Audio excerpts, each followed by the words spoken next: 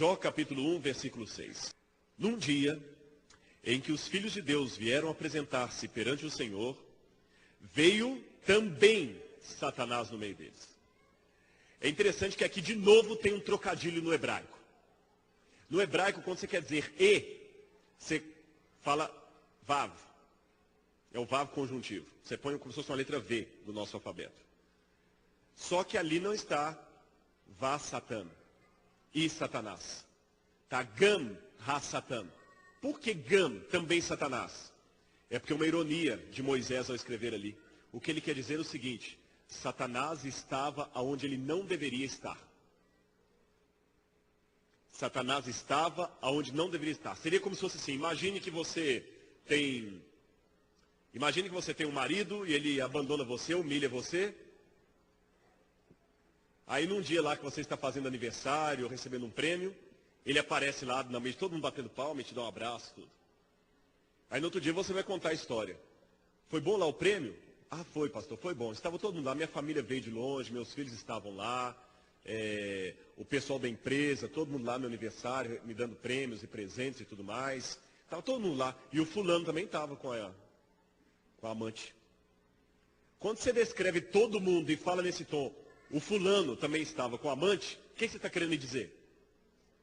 Que ele estava de intruso, que ele não tinha direito de estar ali. Da forma como o hebraico está escrito aqui, e é-me dito que Satanás estava ali de intruso, Gam ha-Satan, estava também o Satanás. E o que eles estavam fazendo perante Deus, pastor? Bem, o livro de Jó está ecoando o Oriente Médio. E na Bíblia mostra uma coisa interessante de Deus que parece com o Oriente Médio. Decore aqui para você entender. No Oriente Médio, quando o monarca tinha um grande império, e cada parte do império era dominada por um governador diferente, o monarca, 1, 2 ou 3 vezes por ano, convocava todos os governadores na capital do império. Todos. Lembram que Nabucodonosor um dia ergueu uma estátua e convocou todo mundo para ir adorar a estátua? Lembram disso? O monarca convocava todo mundo. E quando ele convocava os governadores, havia 3 motivos dessa reunião. Letra A. O primeiro motivo pelo qual o governador convocava todo mundo, para que os governadores pudessem reafirmar a sua fidelidade ao rei. Eles diziam: Senhor, nós continuamos aceitando o Senhor como nosso soberano. Letra B. Se havia alguma demanda judicial, aquele era o momento de julgamento. E letra C. Os governadores trariam para o rei as notícias do seu reino. Vamos repetir então? Os reis reuniram todos os governadores algumas vezes por ano, e nessa assembleia 3 coisas aconteciam. Letra A, reafirmação da fidelidade e autoridade do rei. Letra B, momento de julgamento. Se alguém tinha uma causa contra o outro, julgava. E letra C, ouvir as notícias. Então vamos supor que eu fosse o presidente, e cada um representando um estado. Minas Gerais, Espírito Santo, Bahia, Santa Catarina, São Paulo. E cada um chega. E aí, quais as novidades? Olha, lá em Santa Catarina houve a enchente, mas graças a Deus já está controlado, ok. Lá em Goiás teve um problema assim, mas foi controlado. Lá a agricultura deu bem em tal estado. E recebi as notícias. E era também o momento de reafirmarem a autoridade do rei. E terceiro, o momento do julgamento. Agora, olha mais uma vez para o texto bíblico. Veio também Satanás entre eles. Irmãos, eu preciso mais uns 10 ou 15 minutos para encerrar isso aqui, mas deixe-me colocar uma coisa na cabeça. Hoje nós atrasamos um pouquinho, mas por isso que eu estou dizendo para os irmãos que mais uns 10 ou 15 minutos nós encerramos, para ninguém ficar muito cansado. Em hebraico não se coloca artigo antes de nome próprio. Em português eu posso falar assim: o João, a Maria, o Antônio. Em hebraico não é comum isso. Você não usa artigo antes de nome. O nome é o nome.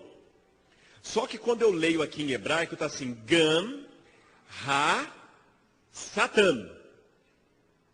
Veio também o Satanás. Mas vem cá, mas você acabou de falar que não se usa artigo antes de nome próprio. Então aqui não é o nome próprio.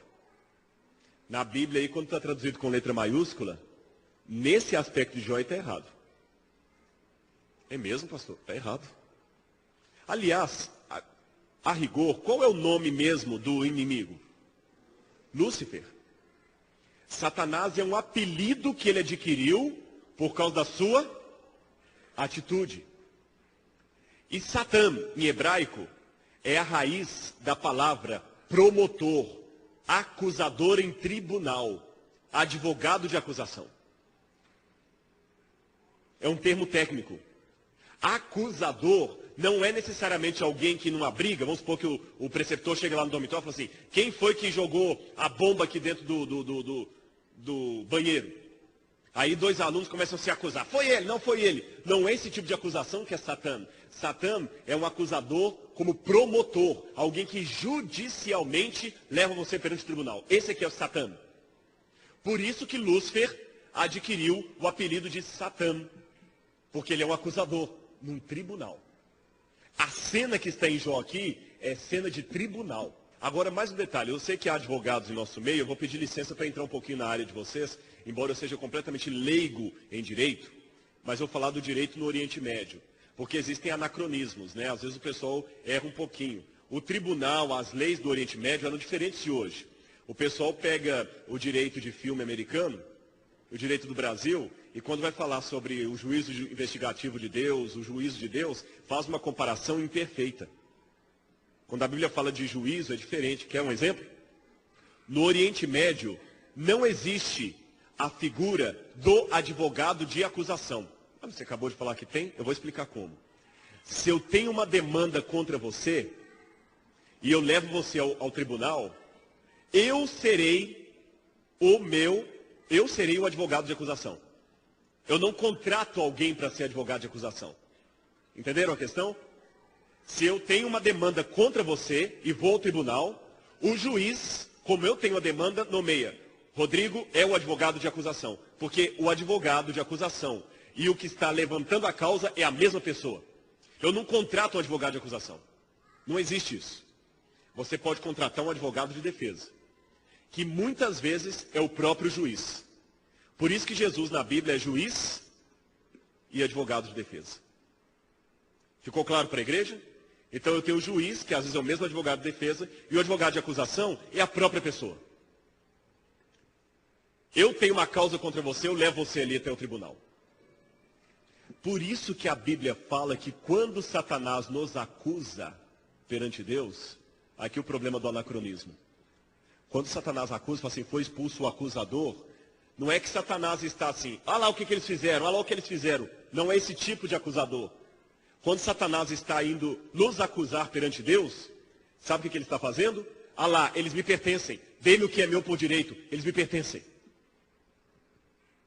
Quando Satanás está diante de Deus acusando você, não é apenas para sentenciar você. É para garantir o que é dele. Que ele é a vítima na visão dele. Ele é o lesado.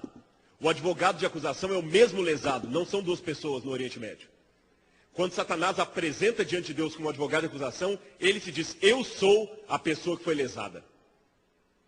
E quando fala que ele é o acusador, eles são meus. Agora eu pergunto, se Satanás aparece perante Deus, sem o direito de estar ali, e aparece como promotor, quem é o acusado aqui, no livro de Jó? Quem que vocês acham que é? O próprio Jó? É Deus. Deus faz uma pergunta para Satanás. Olha aqui no verso seguinte. O que Deus pergunta? Perguntou o Senhor a Satanás. Qual foi a pergunta de Deus? Não ouvi ainda, igreja em coro. Qual a resposta de Deus? A pergunta de Deus? De onde vens? Miatabô, em hebraico. Significa assim, o que você está fazendo aqui? Você não tem direito de estar aqui. Aí ele respondeu com uma outra questão. Ele respondeu de rodear a terra e passear por ela. Isso é uma gíria, é uma expressão idiomática. Na Bíblia, você encontra algumas vezes que essa expressão rodear e passear aparece referente a um rei. Eu vou explicar como é que funciona.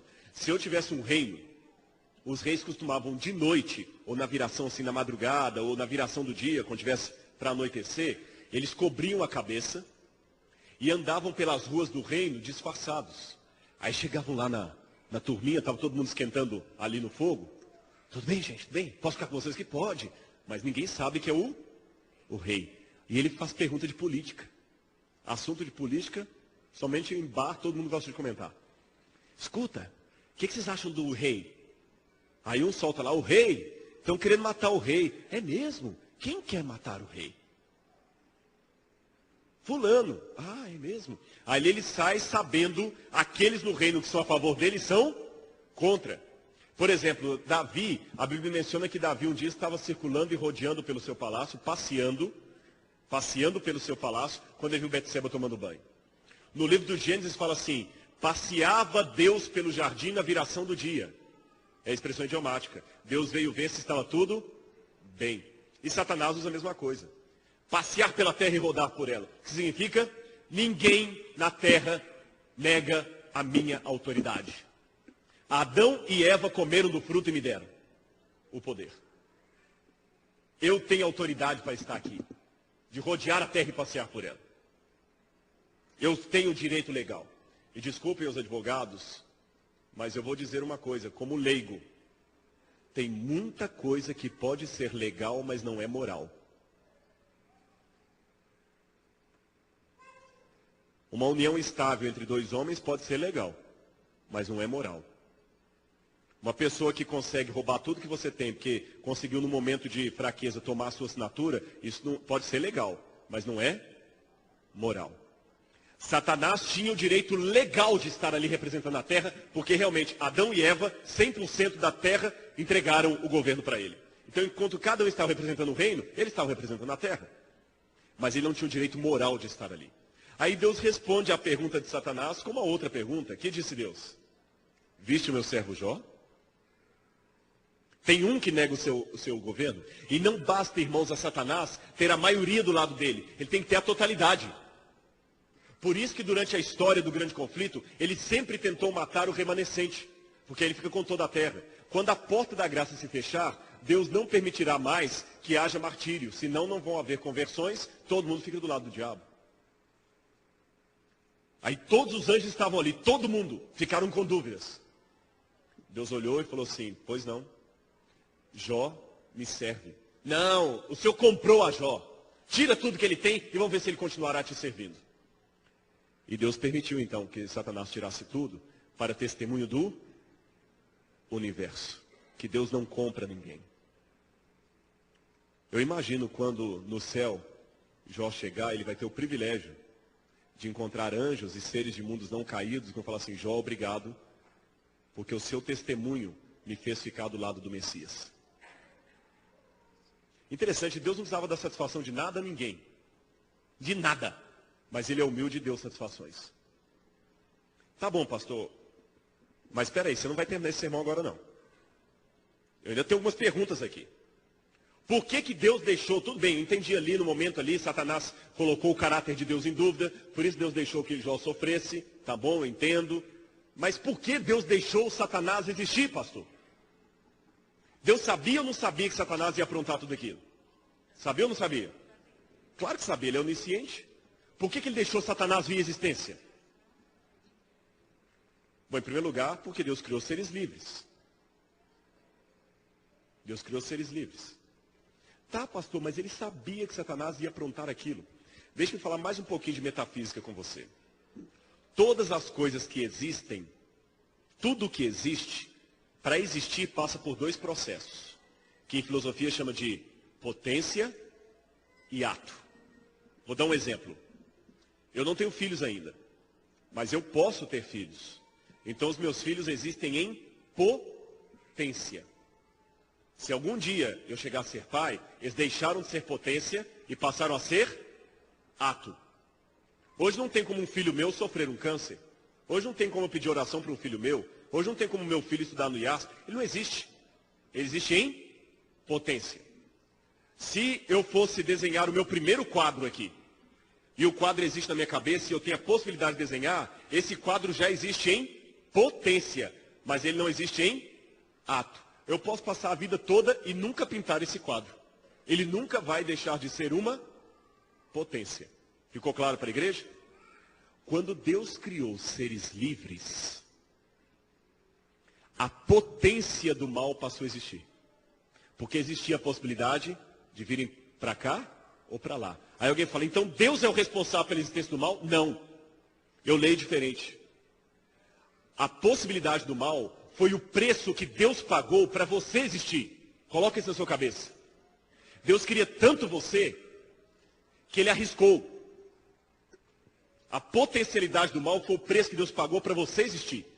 Se o pai tem um filho com síndrome de Down, qualquer coisa terrível, e ele ama muito essa criança, pergunta a ele se ele quer voltar atrás e deixar de ter criança porque ela nasceu com um problema. Tá, pastor, mas tá bom. A potencialidade do mal passou a existir. Deus é todo poderoso, mas ele assumiu um ponto vulnerável. Ele pode ser rejeitado. E por que ele deixou Lúcifer então vir? Porque Lúcifer que começou tudo isso. Eu vou explicar por quê. Vamos supor que eu seja um professor e em sala de aula eu falo com os meus alunos assim, no primeiro dia de aula. Pessoal, vocês estão com essa página em branco aí e todo mundo aqui é livre para escolher. Você tem o direito de, opção A, querer ter a mim ou não como seu professor. Opção B, querer fazer ou não a minha matéria. E eu vou colocar um terceiro, pode dar uma nota para mim como professor. 3 coisas. Você pode querer ter a mim ou não como seu professor, pode querer ter ou não a minha matéria, ainda pode me dar uma nota. E eu prometo, o que vocês escreverem aí, eu vou levar para a diretoria do colégio conhecer, tomar conhecimento. Num primeiro momento, qual que é a sensação dos alunos? Puxa, que professor democrático, né? Ele dá oportunidade e todo mundo escreve ali empolgado. Só que eu separo os papéis e só levo para a diretoria aqueles que me deram nota 10, que falaram que me aceitam como professor e que querem cursar minha matéria. Os outros, eu jogo no lixo.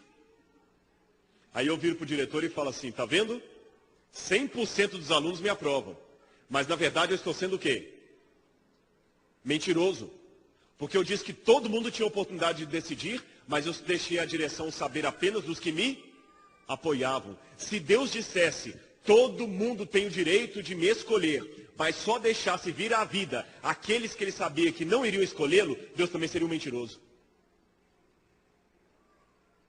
Todo mundo pode me escolher, mas mal você sabe que só vem à tona a vida aqueles que o escolhem. Então Deus é um mentiroso. Aí você fala, pastor, mas ninguém ia saber disso. Não importa, Deus sabe e Deus não duela consigo mesmo. Então, para concluir isso aqui, mesmo sabendo que Lúcifer iria pecar, ele deixou Lúcifer vir à existência. E alguém pode falar assim, mas ele é todo poderoso, pastor, por que ele não impediu? Cuidado, não confunda. Tem gente que confunde um Deus todo poderoso com um Deus ilógico. Tem um monte de coisas que um Deus todo-poderoso não pode fazer. Deus não pode destruir a si mesmo. Deus não pode criar um outro igual a ele. Deus não pode mentir. Deus não pode pecar. Deus não pode ser surpreendido. Deus pode criar a terceira margem do rio. Isso não é ser todo-poderoso, é ser ilógico. E quando eu tomei estudos bíblicos com essa igreja, eu aprendi que a lei é a base do caráter de Deus. Então Deus é lógico, Deus tem as suas regras, as suas leis. Se Deus infringisse as suas leis, ele não seria todo poderoso, ele seria ilógico. Se Deus pudesse fazer um círculo quadrado, ele não seria todo poderoso, ele seria irracional. Então não confunda as coisas. Mas finalmente, uma vez que Lúcifer veio, a desgraça aconteceu. Lúcifer deixou que o pecado não fosse mais um ato, uma potência, mas se tornasse um ato. Agora passou a existir. Aprenda uma coisa, irmãos. Deus tem a maravilhosa competência, não me perguntem como, eu só estou testemunhando, de tirar bênçãos de coisas que ele não desejou. Eu conheço muita gente especial, maravilhosa, que tem uma vida que é uma bênção para ele e para a igreja, e que foram fruto de um relacionamento sexual indesejável. De repente eu estou pregando nesta manhã para pessoas que estão me ouvindo aqui e que descobriu que o seu pai e sua mãe tiveram um adultério e você nasceu. Eu conheço pastores que foram filhos de uma prostituta e são uma bênção. Um deles mesmo uma vez confessou, falou, olha, é terrível, era um aluno de teologia, uma bênção, hoje está trabalhando na obra. A mãe dele era uma prostituta. Ele nunca pôde saber quem é o pai dele porque era um dos muitos clientes que a mãe tinha. Agora eu pergunto a você, Deus queria aquela relação sexual?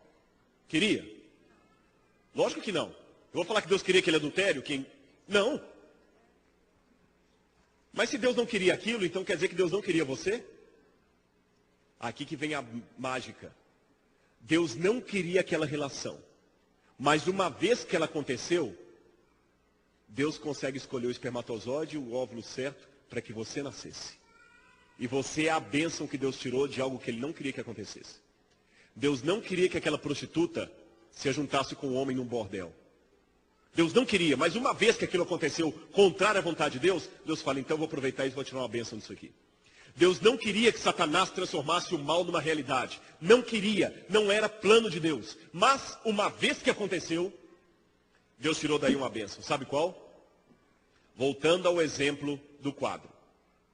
Se o quadro que eu estou prestes a pintar é o mal, como é que você pode impedir que esse quadro exista? Você tem 3 opções. Você pode me destruir, aí o quadro não será pintado. Você pode tirar a minha capacidade de pintar, aí o quadro não será pintado. No caso da comparação, Deus poderia destruir a humanidade livre, ou o universo livre. Deus podia tirar do universo a capacidade de livre-arbítrio. Ou terceira opção, Deus pode permitir que o quadro seja pintado, e agora eu posso queimá-lo. Eu posso pintar outros quadros, mas aquele, nunca mais. Entenderam o que eu quero dizer? Agora que o mal se tornou uma realidade, ele pode ser destruído. O meu filho hoje não pode ser destruído, mas se ele nascer, ele pode ser destruído. Agora, para o mal ser destruído, precisava de um corpo. E Cristo assumiu na sua carne todo o pecado de todo o universo. Especialmente da raça humana, porque ele morreu pelos seres humanos, claro. Os homens, os seres humanos estão envolvidos no plano da redenção, isso é claro. Jesus ali na cruz do Calvário pagou o preço. Quando alguém me pergunta o que Deus fez, por que Deus não fez nada para impedir o mal de existir, eu respondo com outra pergunta: quem pagou o maior preço? Meu irmão, minha irmã, Jesus vai ficar para sempre com as marcas dos cravos nas mãos e nos pés por toda a eternidade. Você já parou para pensar por que Jesus vai ficar para sempre com o corpo humano? Com cicatriz? Ah, pastor, memorial da redenção, isso é muito pouco. Já pensou aqui, olha o que eu fiz por vocês, olha aqui, olha, a eternidade toda, não é só memorial, isso faz parte do preço eterno que ele pagou. E quando a nova Jerusalém descer do céu, com poder e grande glória depois do milênio, uma coisa extraordinária vai acontecer. Extraordinária. Os ímpios vão ressuscitar. Foi isso que eu aprendi no estudo bíblico, não foi? E eu me perguntava, por quê? Eles já não estão destruídos? Já não estão mortos? Por que Deus vai trazê-los à tona de novo? Por quê? Só para matar de novo? Que sadismo. Até que hoje eu já tenho a razão, irmãos. Sabe por quê? Pela primeira e única vez em todo o universo, todos vão estar reunidos. Os salvos dentro da cidade, os anjos também, os seres de mundos não caídos, os ímpios fora da cidade, os anjos caídos fora da cidade. E quando Deus descer, ele pergunta mais uma vez para todo o universo: bem, pessoal, agora vocês sabem o que é o bem e o mal. O mal não é mais uma possibilidade, é uma realidade. Vocês viram quanta gente sofreu por causa do mal. Vocês testemunharam 6.000 anos de dor e sofrimento. Sim, Senhor. Então agora, eu fui acusado de ser um déspota. Satanás me acusou de ser um ditador, de obrigar as pessoas a me seguirem, de obrigar as pessoas a me escolherem. Eu pergunto a vocês, universo, agora que vocês já sabem o que é a realidade do mal, vocês querem o mal ou não? Não, Senhor, não queremos. Anjos, não, Senhor, nós já sabemos o que é o mal, não queremos. Salvos, definitivamente, Senhor, nós experimentamos na carne a dor do pecado, não queremos. E vocês, ímpios? E a Sora White diz que até Satanás e os ímpios vão por um momento reconhecer e ajoelhar e falar: grandes e justos e verdadeiros são os teus caminhos, Senhor. Fomos longe demais. Nós também não queremos o mal, mas se o Senhor não nos destruir, nós vamos levar o mal e vamos perpetuar o mal. Então, irmãos, quando Deus fizer descer o fogo para destruir a todos, não será um ato da soberania de Deus. Será a resposta a uma oração universal. O mundo e até os ímpios vão falar: Senhor, pode destruir o mal, e no caso dos ímpios, cada um de nós com ele, porque é tarde demais. Então, nesta manhã, quando você estiver diante de um sofrimento e alguém perguntar por que deixou Deus o mal existir, Pense um pouquinho. Quem pagou o maior preço? Eu queria que a moça que vai cantar viesse aqui à frente agora, que eu vou fazer o apelo final. E enquanto ela vem, eu quero, nesse meu minuto final, meu último momento aqui na semana de oração, levar você a refletir um pouco. Como pode um Deus todo-poderoso ser morto? Jesus não tem como deixar de ser Deus, ele não tem como perder os atributos dele. Suponhamos que eu tivesse uma visão divina, e para você ser salvo eu teria que perder a minha visão, mas eu não tenho como ficar cego, como Deus não tem como deixar de ser Deus. Mas vamos supor que você precise que eu fique cego para você ser salvo. Então voluntariamente, por amor a você, eu fecho os meus olhos por toda a eternidade. Eu não perdi a capacidade de enxergar, mas voluntariamente eu me autoimpus uma cegueira. Isso é pior do que ser cego. Porque se você é cego não tem o que fazer. Mas se você só está de olho fechado e pode enxergar, eu não sei como será a onisciência, a onipotência de Jesus, não vou em especular. Mas que ele vai ficar para sempre com um corpo humano, vai. Para sempre. A revelação me diz isso. Como ele faz para ser onipresente, preso a um corpo humano, no céu eu vou descobrir. Mas mesmo um corpo glorificado para um Deus todo-poderoso, é uma humilhação muito grande. E quando nós estivermos com ele no céu, aquela cicatriz que te incomoda, não vai estar lá mais. Mas a dele vai estar. Para sempre. Não como memorial apenas. É o preço eterno que ele pagou. Então, durante o momento desse último apelo, se houver alguém em nosso meio, sei lá, alguém que está afastado de Deus, eu não sei, de repente estou pregando aqui para ex-adventistas, para pessoas que estão recebendo o estudo, que ainda estão na dúvida quanto ao batismo, visitas, todos vocês estão incluídos, que estão aqui na frente também, vem aqui que eu quero fazer uma oração especial por você. Você que está questionando a Deus, Senhor, por que o Senhor deixou, por quê? Ele pagou o maior preço, tenha certeza. E ele está mais ansioso de acabar com tudo isso do que você pode imaginar. Em nome de Jesus, se você sentir um desejo no seu coração, vem aqui durante a música. Especialmente você que não é batizado, você que se sentiu afastado de Deus, que está questionando Deus, vem aqui que eu quero orar por mim e por você. Que Deus use você agora, poderosamente.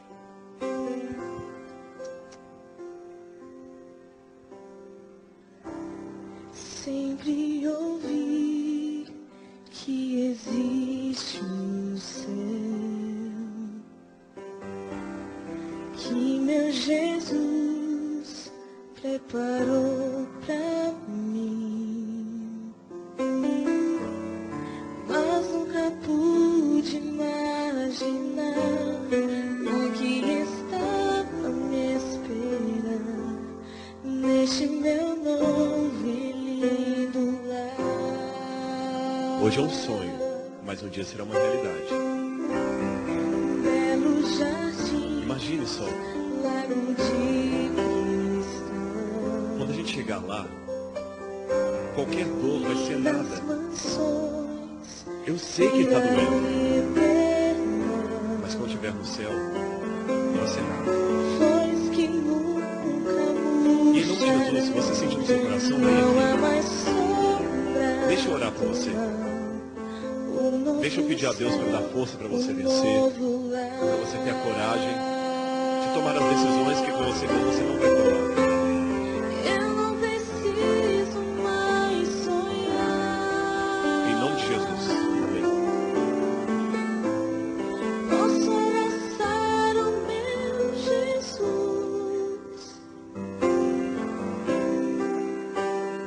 Posso tocar em suas mãos, ver as feridas de amor, eterno amor que me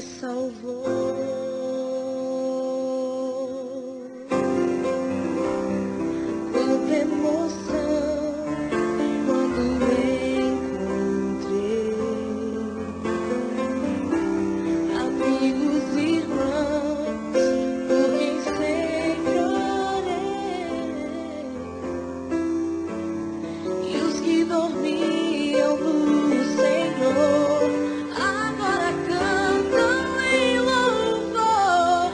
Glórias ao Rei, meu Salvador. Imagine agora estarem no céu, gente. Eu não preciso mais sonhar. Nem sonhar, nem ter medo. Abraçar Jesus, já Posso pensou? abraçar o meu Jesus. Oh, glória que vai ser aquele dia. Tocar nas suas mãos, Posso tocar em suas ver mãos, as feridas. ver as feridas no amor, eterno amor que me salvou.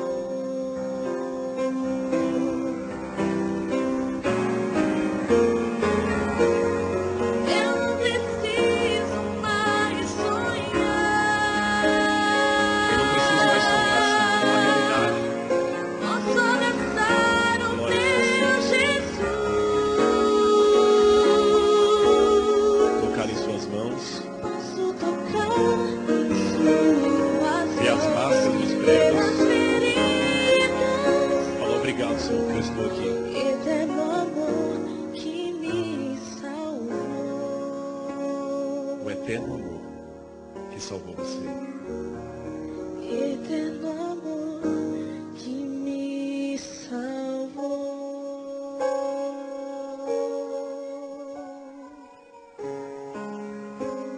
Se você esquecer tudo desse sermão, lembre-se disso.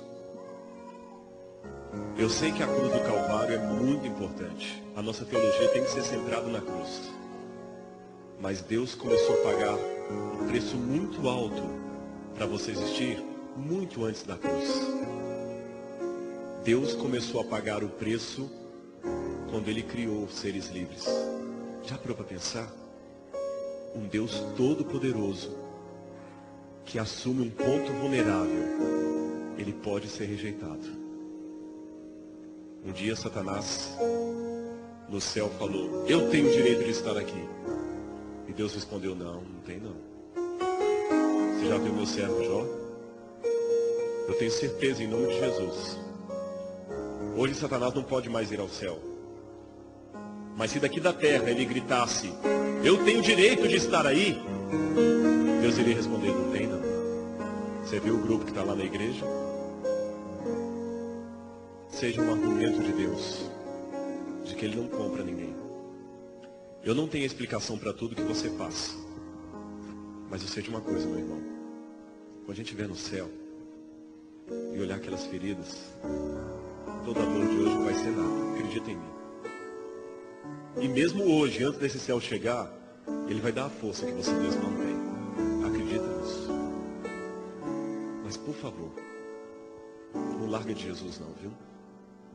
Nunca. Coloca no seu cabecinho, nem que eu seja o último a entrar aí, eu vou entrar. Tá bom? Machucado, esfolado, mas eu vou entrar. Pela graça de Deus. Feche o seu olho agora. Vamos falar com o nosso Senhor. Pai. Jó era um nome interessante, significava: onde está o meu pai? Jesus também perguntou: Deus meu, por que me desamparaste? Muitas vezes na vida, Senhor, não entendemos aonde o Senhor está. Mas, Senhor, por favor, segura nossa mão nesse momento, nossa mão trêmula. Ajuda-nos a passar pelo vale da sombra da morte, Senhor. Nós estamos com medo, Pai, nós não queremos enfrentar os problemas, não está fácil. Mas se o Senhor der pelo menos a mão para a gente, Pai, ainda que não possamos ver o seu rosto, nós vamos passar. Por favor, Senhor, cuida desses teus filhos que estão aqui, Pai, eu te imploro. Não em meu nome, Pai, não por meus méritos, mas pelas marcas de Cristo. Cuida deles, Senhor, eles são teus. Há tanta dor aqui, Senhor, tanto problema, tanta angústia. Eles são teus, Senhor. São teus. Cuida deles, ó Pai. Como ministro do Evangelho, eu abençoo a cada um deles agora, Senhor. Com a bênção do Deus de Abraão, de Isaac e de Jacó. E eles terão a tua força, Senhor. E quando eu aposentar para sempre o microfone. Porque desci a sepultura, ou porque Jesus voltou, nós vamos ouvir mensagens agora dos teus lábios, ó nosso Salvador. Traga logo esse dia, Senhor.